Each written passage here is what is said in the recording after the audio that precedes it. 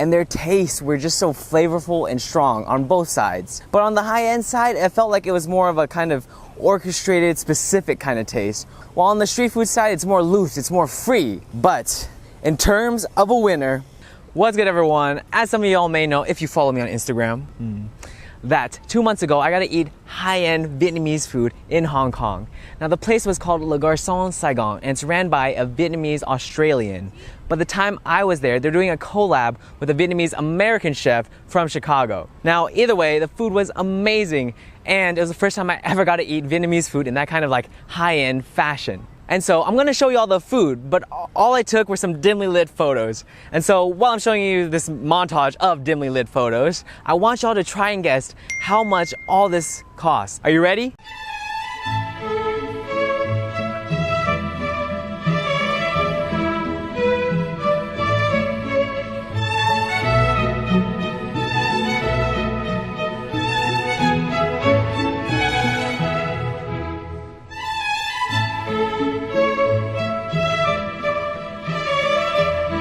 Alright, did y'all make your guesses? Because all of that food, the 4-course high-end Vietnamese meal, ended up being, drumroll please, $80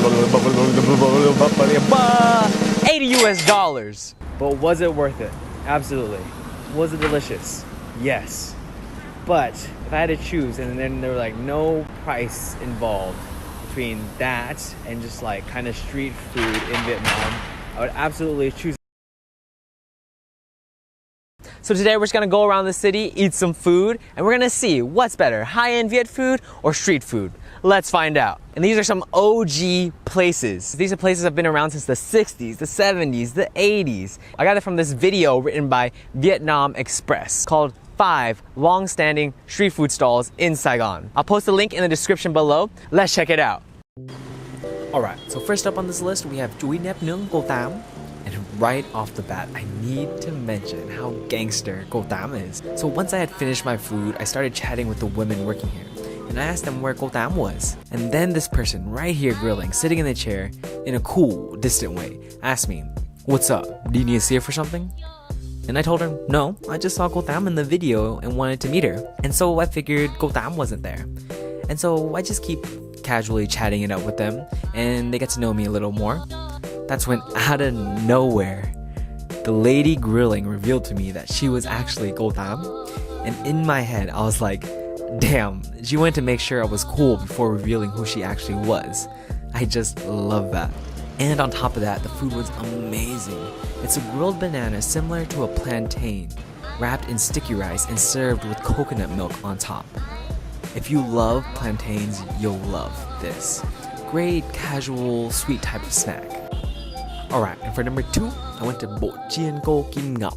That's been around since 1974. And I put this on. This is the best Bộ Chiên I have ever had. If you eat this, you will never go back to TK Noodle.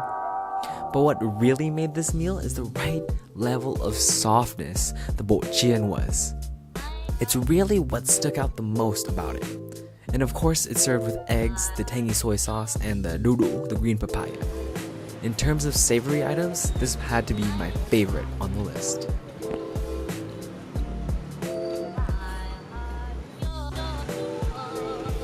And from there, it was a quick motorbike ride to Soi Nha Sac that's been around since the 1980s.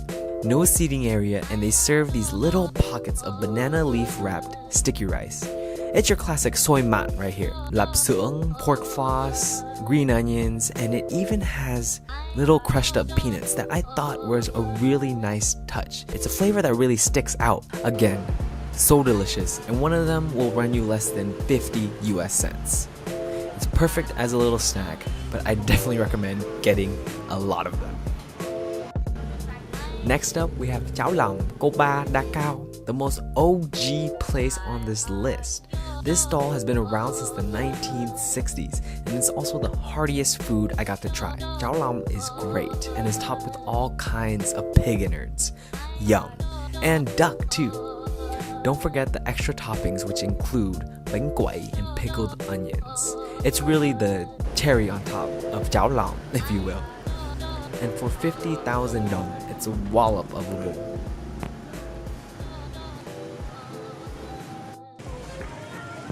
now for dessert, we're heading to a very casual night spot with 16 different types of jazz. The place is called Jia Mum, and it's been around since the 80s.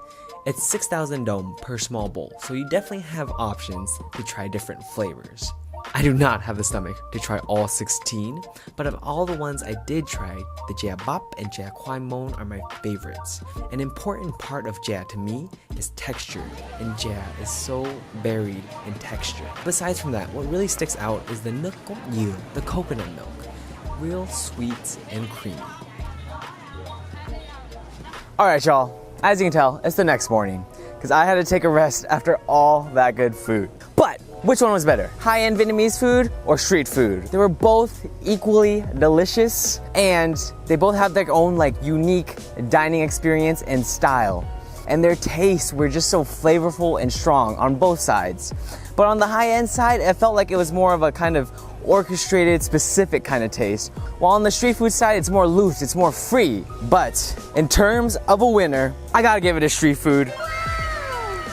Because the street food is just more my style. It's just close to people, close to the ground, you're sweating a little bit, and it's more casual. However, nothing has beaten the Jia I had at Le Garçon in Saigon. I don't know if anything ever will. If you guys know a better Jia place, let me know. Let me know in the comments. But yeah, when are you gonna visit me in Saigon? I'll take you on these tours. Come on, come through. But until then, I'll see you all next time.